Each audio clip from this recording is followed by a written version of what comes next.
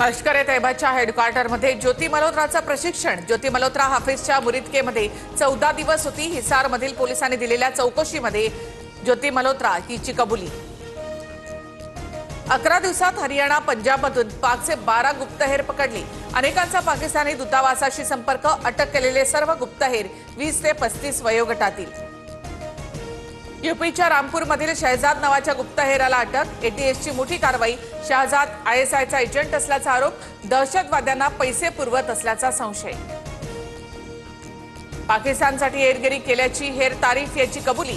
हरियाणाच्या नुहामधून हेर तारीफला अटक। सिरसा एअरबेसचे फोटो आणि व्हिडिओ देण्यास सांगितलं होतं। तारीफची कबुली। आयएसआय हँडलर इक्बाल खाना आणि हेर नोमान यांच्यामधील चॅट समोर। ऑपरेशन सिंदूर दरम्यान नोमान सतत खानाच्या संपर्कात होता। नोमानकडून एकूण 6 भारतीय पासपोर्ट जप्त। सर्व पासपोर्टवर पाकिस्तानची एंट्री। जम्मू काश्मीरच्या शोपियानमध्ये सुरक्षा दलाची छापेमारी। दोघांना अटक। हातबॉम्ब, पिस्तूल, बंदुका, काडतुसं जप्त। दहशतवाद्यांना मदत करत असल्याचा आरोप। मध्य प्रदेशातील भाजप मंत्री विजय शहाला सुप्रीम कोर्टानं फटकारलं। कर्नल सोफिया कुरेशींवरील आक्षेपार्ह वक्तव्याची कोर्टाकडून गंभीर दखल। एफआयआरच्या चौकशीसाठी 3 आयपीएस अधिकाऱ्यांची एसआयटी स्थापन करण्याचे आदेश। 8 आणि 9 मे रोजी सुवर्ण मंदिरावर हल्ल्याचा पाकिस्तानचा डाव उधळला। भारतीय लष्कराने पाकिस्तानचा हल्ल्याचा डाव हाणून पाडला। पाकने वापरलेल्या चीनी मिसाइल्स, तुर्की ड्रोनचे भारतीय लष्कराकडून तुकडे। ऑपरेशन सिंदूरमध्ये तुकडे पाडलेल्या मिसाइल्स, ड्रोनचं लष्कराकडून प्रदर्शन। पाकिस्तानच्या ड्रोनचा भारताकडून हवेतच धूर। ऑपरेशन सिंदूर नंतर पाकने भारतावर 4 दिवस ड्रोन हल्ले केले।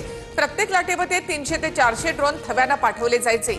भारताचा दारुगोळा, क्षेपणास्त्र संपवणं हाच उद्देश होता, सूत्रांची माहिती। ऑपरेशन सिंदूरबाबत पाकिस्तानला आधीच माहिती दिल्यामुळे किती भारतीय विमानं गमावली। परराष्ट्र मंत्री जयशंकर यांचं मौन निंदनीय। सत्य देशाला कळायला हवं। राहुल गांधींचा ट्विट करत पुन्हा निशाणा। ऑपरेशन सिंदूरच्या खासदार शिष्टमंडळावरून शरद पवार यांनी राऊतांना फटकारलं। स्थानिक राजकारण आणू नये अशी आमची भूमिका। शरद पवारांची प्रतिक्रिया। शिवराज दिवटेला न्याय द्या। अजितदादांच्या बीड दौऱ्यामध्ये सकल मराठा समाजाची घोषणाबाजी। आरोपींवर कारवाई करण्यासाठी अजितदादांना दिलं निवेदन। शेतकऱ्यांना सिबिल स्कोअर मागू नका। मुख्यमंत्री देवेंद्र फडणवीसांनी बँकांना फटकारलं। इथून जर बँकांनी सिबिल स्कोअर मागितला तर कारवाई करणार, मुख्यमंत्र्यांचा बँकांना इशारा। मुंबईमधील विधान भवनाच्या प्रवेशद्वारावरील स्कॅनिंग मशीनला आग। अग्निशमन दलाकडून आगीवर नियंत्रण।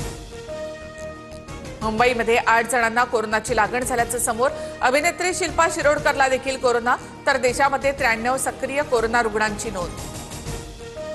एसआरएचचा खेळाडू ट्रॅव्हिस हेडला कोरोनाची लागण। कोरोना झाल्यामुळे ट्रॅव्हिस हेड उर्वरित सामन्यांसाठी भारतामध्ये परतला नाही अशी माहिती। सिंगापूरमध्ये आठवड्यामध्ये 30% कोरोना रुग्णांची वाढ। हाँगकाँगमध्ये 10 आठवड्यात कोरोना रुग्णांच्या संख्येमध्ये 30 पट वाढ। जगभरातील निर्वासितांना सामावून घेण्यासाठी भारत धर्मशाळा नाही। तुमच्या देशामध्ये धोका असेल तर दुसऱ्या देशात जा। श्रीलंकन नागरिकांच्या याचिकेवर सुप्रीम कोर्टाची टिप्पणी। अमेरिकेचे माजी राष्ट्राध्यक्ष जो बायडन यांना प्रोस्टेट कॅन्सर, हाडांमध्ये पसरला आजार। 2 दिवसांपूर्वी झालं निदान। बायडन लवकर आणि पूर्णपणे बरे होतील अशी आशा करतो, ट्रम्प यांचं ट्विट। राहता तालुक्यामध्ये वादळी वाऱ्यासह जोरदार पाऊस। वादळी वाऱ्यामुळे मोठ्या प्रमाणामध्ये घरांचे नुकसान, तसंच झाडं कोसळल्यामुळे वाहनांचं देखील मोठ्या प्रमाणामध्ये नुकसान। पुण्यामधील वाघोली परिसरात वादळी वाऱ्यासह जोरदार पाऊस। पावसामुळे वाघोलीमध्ये सर्वत्र पाणी साचलं।